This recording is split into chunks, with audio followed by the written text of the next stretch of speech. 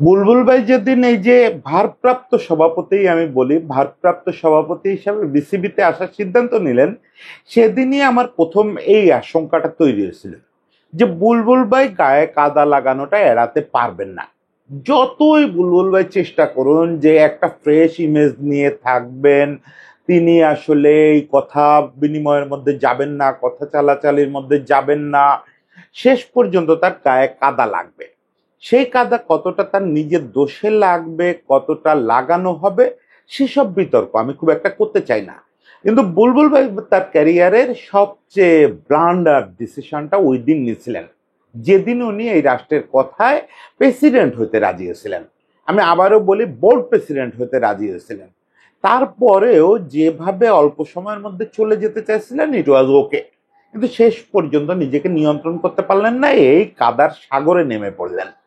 আজকে আমি একটু বলতে চাই যে বুলবুল ভাই চাইলে কিভাবে এই যে নোংরা পাক, এই নোংরা পাকের মধ্যে পা না দিয়ে পারতেন। কিভাবে উনি তো বলবেন যে বাংলাদেশের ক্রিকেটকে সার্ভ করতে চাইছে বহু আগে থেকে। সত্যি কথা, বুলবুল ভাই যখন থেকে অস্ট্রেলিয়া সেটেলড হয়েছেন, আইসিসি চাকরি করেন, এসিসি চাকরি করেন, তখন থেকে বুলবুল ভাই আমাদের সঙ্গে, শুধু আমার সঙ্গে না, বাংলাদেশের সব সাংবাদিকের সঙ্গে, সব তার হিতাকাঙ্ক্ষীর সঙ্গে এটা বলেন যে আমি সুযোগ পাইলে বাংলাদেশের ক্রিকেটকে সার্ভ করতে চাই। সেই সার্ভ করতে গিয়ে যে জায়গাটায় নামতে হচ্ছে তাকে, এটা বুলবুল ভাইয়ের ক্যারিয়ারটাকে সম্ভবত, যে একটা বিউটিফুল মানে সুনামের ক্যারিয়ার ছিল, সেটা সম্ভবত শেষ করে দিতে যাচ্ছে। সেই জিনিসটা আজকে একটু আলোচনা করি যে বুলবুল ভাই চাইলে কিভাবে এই পাকে পা না দিয়ে পারতেন। প্রথমত আমি বিশ্বাস করি, এটা আমার বিশ্বাস অবিশ্বাসের ব্যাপার না, সারা পৃথিবীর ব্যাপার, প্রেসিডেন্ট, বোর্ড প্রেসিডেন্ট কোনো জায়গায় টেকনিক্যাল পদ না। বোর্ড প্রেসিডেন্সি করার জন্য আমিনুল ইসলাম বুলবুল হওয়ার দরকার হয় না, এবং আমিনুল ইসলাম বুলবুল যদি বোর্ড প্রেসিডেন্ট হয় তাহলে তার মেধার অপচয় হয়। আর নতুবা বোর্ড প্রেসিডেন্সি ছেড়ে তাকে বোর্ড প্রেসিডেন্টের তুলনায় অনেক ছোটখাটো কাজ করে বেড়াতে হয়। এই কারণেই আমি কখনো এটা সমর্থন করি নাই যে বুলবুল ভাই রাষ্ট্রের অনুরোধ হোক, তারপরে পরিস্থিতি সামাল দিতে হোক, বুলবুল ভাই প্রেসিডেন্ট হতে বাংলাদেশে আসবেন। এটা বুলবুল ভাইয়ের সঙ্গে যায় না। বুলবুল ভাইয়ের যে ওয়ার্ক ক্যাপাসিটি, যে এক্সপার্টাইজ, এটার সঙ্গে বোর্ড প্রেসিডেন্সির কোনো সম্পর্ক নাই। ওকে, তারপরেও বুলবুল ভাই আসছেন আসছেন আমরা তো বলি যে একটা ক্রাইসিস ম্যানেজমেন্ট পিরিয়ডের জন্য। যেহেতু ফারুক ভাইয়ের সঙ্গে আর এই রাষ্ট্রের করতেছিল না, বা তারে নিয়ে রাষ্ট্রের দাবি যে কিছু অভিযোগ ছিল, ফলে ফারুক ভাইকে তারা সরাইতে বাধ্য হয়েছেন বা সরাইছেন। ফলে তারা আরো ফ্রেশ চেহারার কাউরে, আরো ফ্রেশ ভাবমূর্তির কাউরে খোঁজ করতেছিলেন। সেখানে বুলবুল বাইরে এনে বসালেন। আমি যদি রাষ্ট্রের কোনো পরামর্শ দেওয়ার জায়গায় থাকতাম, আমি বলতাম আপনারা বরং দেশেই এরকম ফ্রেশ ভাবমূর্তির অনেক সংগঠক আছে, তাদের কাউরে দিয়ে ক্রাইসিস ম্যানেজমেন্ট করেন, নট বুলবুল ভাই। তাহলে কি আমি বুলবুল ভাইকে বাংলাদেশের ক্রিকেটে চাই না? অবশ্যই চাই। আমি দেখেন, বাংলাদেশের ক্রিকেটে, বাংলাদেশে এটা সাধারণ মানুষ যখন এইসব মিসআন্ডারস্ট্যান্ডিং এ ভোগে, আমার এটা নিয়ে দুঃখ লাগে না। কিন্তু যখন নীতি নির্ধারকরা এই মানে capacity, work style, work strength এইগুলা না বুঝে কারে কি পদে অফার করতে হবে এইগুলা করেন, তখন আমার খুব দুঃখ লাগে। বুলবুল ভাইকে দেখেন, এই যাবৎকালে বাংলাদেশের দুটো পদে আদা নিয়ে আলোচনা হয়েছে। একটা পদে তো উনি আসছেন, আর একটা হচ্ছে জাতীয় দলের কোচ। এ দুটো কোনোটাই তার এখন আর এক্সপার্টাইজ না, এ দুটো কোনোটাই তার কাজ না। প্রেসিডেন্ট হিসাবে উনি যে আসছেন, এটা তো আগেই বলছি, এটা তার এক্সপার্টাইজের সঙ্গে কোনো সম্পর্কই নাই। বোর্ড প্রেসিডেন্টের পদটা মূলত একটা পলিটিক্যাল পদ, এবং বলা যায় সাংগঠনিক প্রধানের পদ। সাংগঠনিক প্রধানের পদ কেমন, এবং এটা আমাদের মতো দেশগুলোতে পলিটিক্যাল পদ, এটুকু মানতেই হবে। কারণ বোর্ড প্রেসিডেন্টকে এমন কিছু কাজ করতে হয়, এমন কিছু লিয়াজও মেনটেন করতে হয়, যেসব এক্সপার্টাইজ বুলবুল ভাই নাই। এগুলো তো মানে আপনি একদিকে ধরেন, আপনি sir Don Bradman, sir Don ব্র্যাডম্যানকে কি বললে স্যার ডন ব্র্যাডম্যান আপনাকে শেন ওয়ার্নের মতো বল করে দিতে পারবে? পারবে না। এক একজন মানুষের এক্সপার্টাইজ এক এক রকম। একটা নাই বলে সে যে খুব দুর্বল হয়ে গেল তা তো না। একটা বোর্ড প্রেসিডেন্ট হওয়া মানে একটা ভিন্ন ফেনোমেনা, একেবারেই ভিন্ন ফেনোমেনা, যেটার সঙ্গে এই যে ক্রিকেটের টেকনিক্যাল এক্সপার্টাইজ, যেটা বুলবুল ভাই বিশ্বের অন্যতম সেরা এক্সপার্ট, এটার কোনো সম্পর্ক নাই।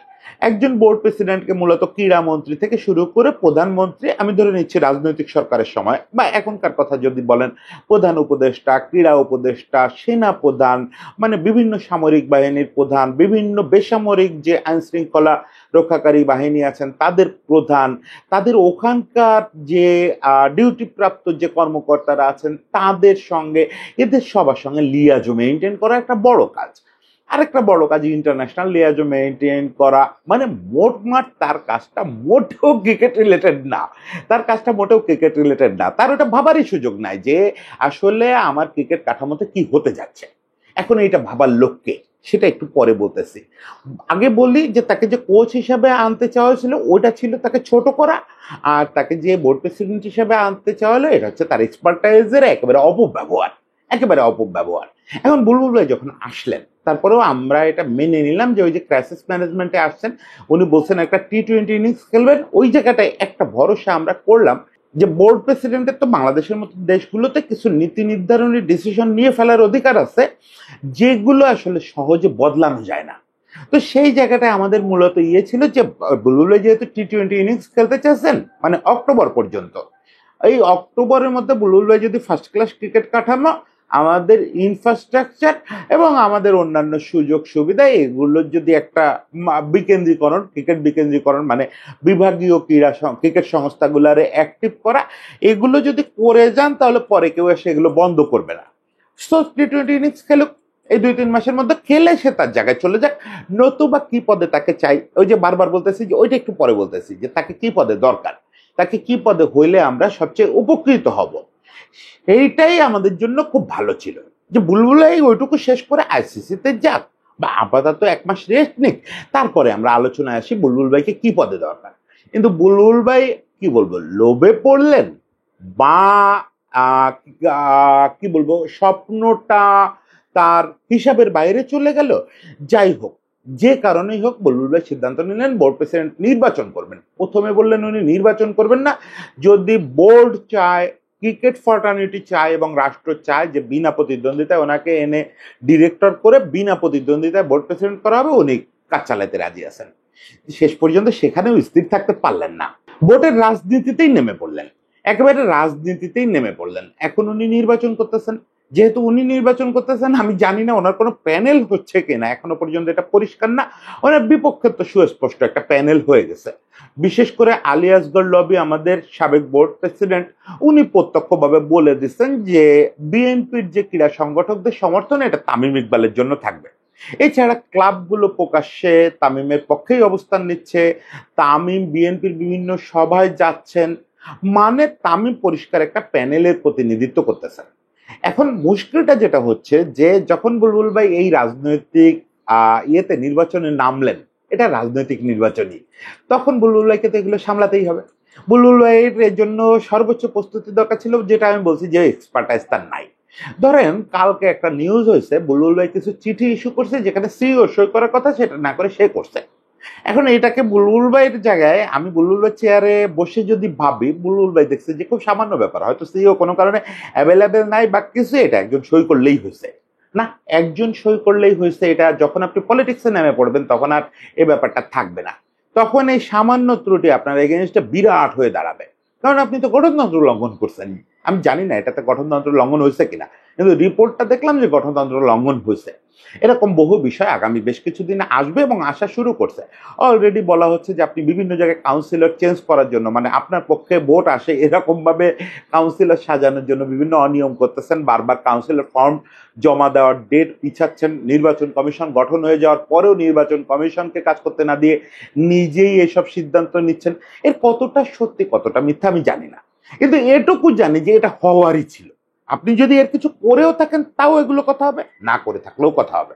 আমি মানে এগুলো আবার বললে মনে হবে যে বোধহয় তামিম করাচ্ছে, না, তামিম একটা প্যানেলের মুখপাত্র বা একটা প্যানেলের প্রতিনিধিত্ব করতেছে, খুবই স্বাভাবিক। তামিম তো একটা বাংলাদেশের বৃহত্তম রাজনৈতিক দলের সমর্থন প্রাপ্ত ক্যান্ডিডেট, ফলে তামিমকে জেতানোর জন্য স্বেচ্ছায় অনিচ্ছায় হয়তো লবি সাহেব, তামিম সাহেব সবাই নিষেধ করতেছেন যে তোমরা এগুলো করো না, তারপরেও কিছু লোক নিজের উৎসাহে হইলেও বুলবুল ভাইয়ের গায়ে কাদা লাগানোর চেষ্টা করবে।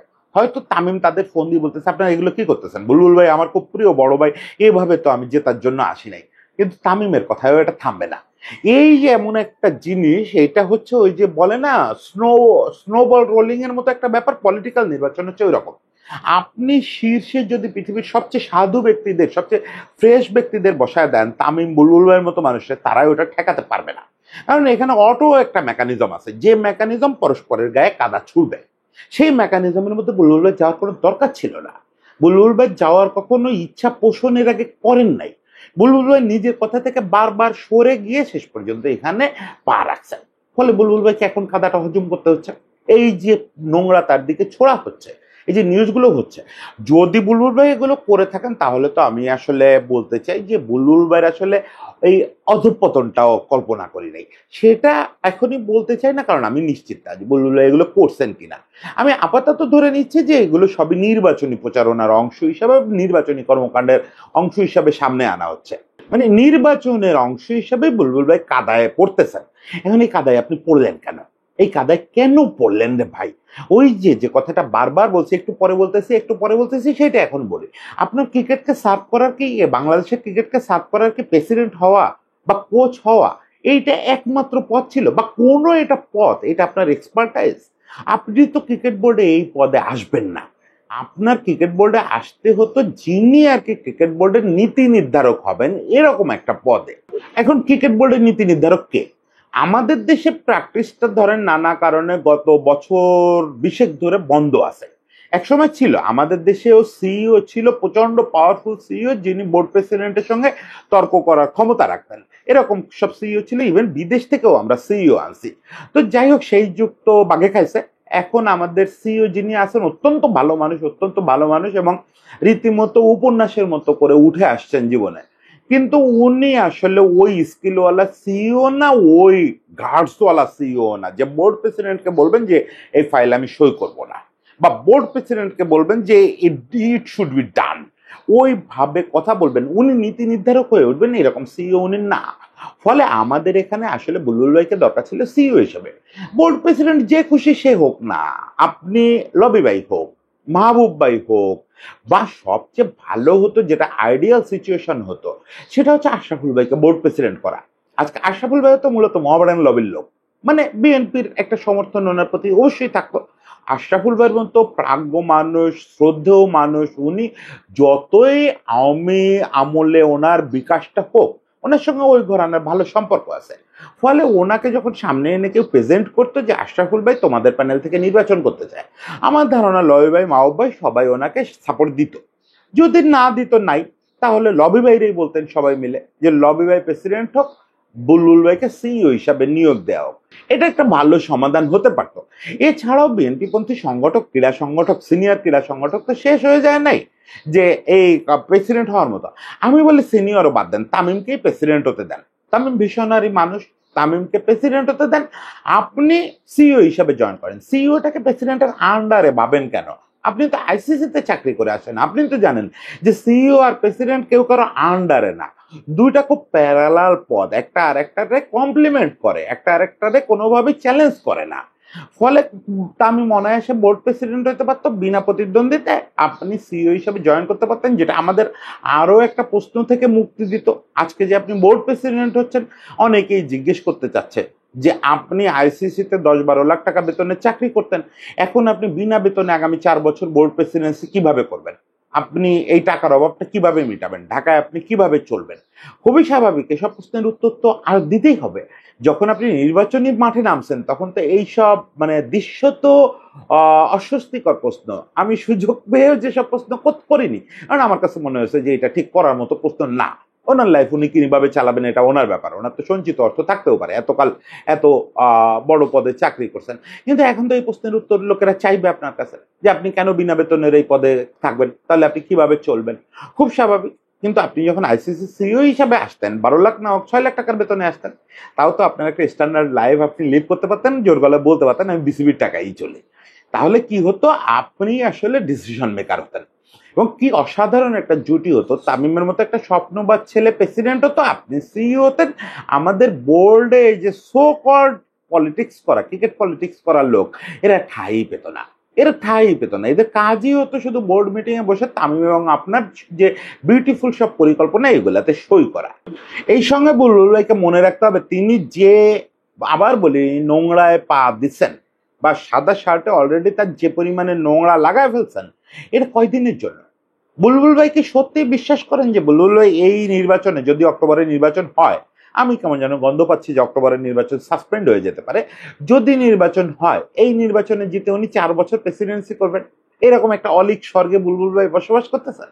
বুলবুল ভাই যদি সেটা বিশ্বাস করে থাকেন তাহলে আমি বুঝবো যে বুলবুল ভাই আমাদের দেশের যে ক্রিকেট পলিটিক্স বা পলিটিক্স এটা থেকে আরো দূরে আছেন। তাই হয় টেকনিক্যাল এক্সপার্টরা এইসব ব্যাপার একটু কম বোঝে। এই আবারও বলি, বুলবুল ভাই তো বিশ্বের সবচেয়ে বড় ক্রিকেট টেকনিক্যাল এক্সপার্টদের একজন। ফলে বুলবুল ভাই ঠিক মনে হয় বুঝতে পারতেছেন না যে সামনের দিনটা কি হইতে যাচ্ছে। আপনি এখন অক্টোবরে নির্বাচিত হইলেন, শপথ নিলেন, এবং বোর্ড ডিরেক্টররা, যেহেতু সরকারের সমর্থন আপনার প্রতি, বোর্ড ডিরেক্টররা মেনে হোক না মেনে হোক আপনারই প্রেসিডেন্ট বানালো। তারপরে কি হবে বলেন তো? অক্টোবর, নভেম্বর, ডিসেম্বর, জানুয়ারি, ফেব্রুয়ারি মাসে জাতীয় নির্বাচন। ফেব্রুয়ারি মাসে আপনি খুব একটা অ্যাক্টিভ থাকতে পারবেন না, জাতীয় নির্বাচনের হাওয়া যেই প্রবল হবে, ইভেন তফসিল ঘোষণার সঙ্গে সঙ্গেই বোর্ডে আপনার দাপট কমে যাবে। বোর্ডে মূলত দাপট তৈরি হবে যে যারা আগামীতে সরকারে আসতেছে, সেই সব পন্থী যেসব ডিরেক্টররা ওই টেবিলে বসছে, তারাই আসলে ডিকটেট করা শুরু করবে, তারা আপনার নির্দেশ অমান্য করা শুরু করবে। ইনফ্যাক্ট এই নির্বাচনে জিতে আসার পর থেকেই সেটা হবে, কারণ তারা জানবে যে দুদিন পরেই হাওয়া বদলায় যাচ্ছে। হাওয়াটা বদলায় যাবে কেমন? দেখেন আমাদের দেশে কিন্তু মানে এটা খুব স্বাভাবিক দৃশ্য, যে মুহূর্তে সরকার গঠিত হবে, একটা রাজনৈতিক সরকার গঠিত হবে, আপনি ইন্টারিম সরকারের আশীর্বাদ নিয়ে আপনি ধরলাম খুব ফ্রেশ নির্বাচনে জিতে বোর্ড প্রেসিডেন্ট হয়েছেন, কিন্তু আপনাকে বোর্ড প্রেসিডেন্ট রাখা হবে না। আপনাকে বোর্ড প্রেসিডেন্ট ফেব্রুয়ারিতে যদি জাতীয় নির্বাচন হয়, মার্চেই আপনি বোর্ড প্রেসিডেন্সি হারাবেন। এখন আমি জানি যে এটা হয়তো আপনার মাথায় আছে বলেই আপনি এনএসসির মনোনয়নে বোর্ড পরিচালক হতে চাচ্ছেন না। কারণ এনএসসির মনোনয়নে হলে তো ফারুক বাইরে যেরকম সরানো হয়েছে বা পাপন বাইরে যেরকম সরানো হয়েছে, এটা ওয়ান টুকা মামলা, সকালবেলায় ডিসিশন নিলে 1 ঘন্টার মধ্যে বাস্তবায়িত হয়ে যাবে। এই জন্য আপনি যে জায়গা থেকে সরানো কঠিন, মানে কোনো একটা বিভাগীয় ক্রীড়া সংস্থা বা কোনো একটা ক্লাব থেকে ডিরেক্টর হয়ে আসতে চাচ্ছে, এইটা কি আসলে ঠেকাইতে পারবে আপনাকে? এটা কি একটা কোনো সেফগার্ড হলো বাংলাদেশে? আপনার যে কাউন্সিলরশিপ ওইটারে বিতর্কিত করতে 15 মিনিট সময় লাগবে। আপনি তো ভাবতেছেন যে এনএসসির ডিরেক্টর হইলে আপনাকে সরাইতে 1 ঘন্টা লাগবে, আমি এখানে বললাম 15 মিনিট সময় লাগবে। ওইটাকে একটা বিতর্কিত করে কোথাও একটা রিট করে দেওয়া বা কিছু একটা হাইকোর্টে একটা রিট করে দিয়ে ওইটাকে সাসপেন্ড করে রাখাই যথেষ্ট। আপনার ওই পদ বাতিল না করেও এক তো সরকারের এখতিয়ার আছে এইসব জায়গায়, যদি আপনি বিভাগীয় বা জেলা ক্রীড়া সংস্থা থেকে আসছেন তারা রিভিউ করতে পারে যখন তখন, যে না এখানে অনিয়ম ছিল, এটা বলে আপনার পদ স্থগিত করে দিতে পারে। আপাতত ওই কাউন্সিলরশিপটা থাকবেই না, ওখানে পরে তারা সিদ্ধান্ত নেবে। ফলে আপনার তো বোর্ড ডিরেক্টরশিপে গেল, প্রেসিডেন্ট থাকলেন না, বাকি সিনারিওর উপরে আপনার আর কোনো কন্ট্রোল নাই। ইভেন এটাকে রিড করে স্থগিতাদেশও আনা যাবে আপনার কাউন্সিলরশিপের উপরে। কাউন্সিলরশিপে স্থগিতাদেশ আসলেই আপনি তো বোর্ড প্রেসিডেন্ট থাকতে পারতেছেন না। মানে 780টা আইনি উপায় আছে যেগুলোতে আইসিসি কোনো বদারি করবে না, সেরকম উপায় আছে আপনাকে বোর্ড প্রেসিডেন্ট পদ থেকে সরায় দেওয়ার মতো, যেটা সকালে সিদ্ধান্ত নিয়ে দুপুরের মধ্যে বাস্তবায়িত করা সম্ভব। তাহলে আপনি কেন এই সামান্য সময়ের জন্য এই যে সাদা শার্টে কালা লাগাইলেন, সাদা শার্টে আপনি কাদা লাগাইলেন, এর কেন কেন করতে গেলেন? আপনার এক্সপার্টাইজটা বরং বাংলাদেশ মিস করলো। আপনি নিজেই সম্প্রতি একটা ইন্টারভিউতে, সম্ভবত প্রথম আলোতে মনিভাইকে দেওয়া ইন্টারভিউ বা কোথাও বলছেন যে এখন যা করতেছে এগুলো বোর্ড প্রেসিডেন্টের কাজ না। তাহলে আপনি বোর্ড প্রেসিডেন্ট হয়ে এই কাজগুলো তো করতে পারবেন না। একটা বোর্ড প্রেসিডেন্ট মাঠে মাঠে দৌড়াবে, দৌড়ায় এখানে নেট ঠিক আছে কিনা, ওখানে উইকেট ঠিক আছে কিনা, এগুলো করবে?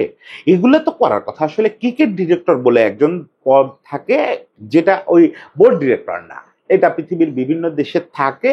ফুটবলে যেমন স্পোর্টিং ডিরেক্টর থাকে, ক্রিকেট বোর্ডে থাকেন একজন ক্রিকেট ডিরেক্টর। এটা আপনি ইংল্যান্ডে দেখবেন, অস্ট্রেলিয়ায় দেখবেন, যারা সিইও প্রেসিডেন্টের চেয়েও পাওয়ারফুল, তারাই আসলে মূল ক্রিকেটের টেকনিক্যাল নীতি নির্ধারক হন। মূলত আমাকে যদি বলেন যে বুলবুল ভাইকে কি পদে আনা উচিত, আমি ওরকম একটা ক্রিকেট ডিরেক্টর পদ করে আনতে চাই, যেখানে আমি একসময় স্বপ্ন দেখতাম বাংলাদেশে রাহুল দ্রাবিড়কে আনার, সেই পদে আমি বুলবুল ভাইকে আনতে চাই। তখন আপনি মাঠে ঘাটে দৌড়ান, নেট নিয়ে কথা বলেন, এই ফ্যাসিলিটিসের ডিজাইন করেন, এক্সেলেন্স সেন্টারের ডিজাইন করেন, এগুলো আপনার সঙ্গে যাবে।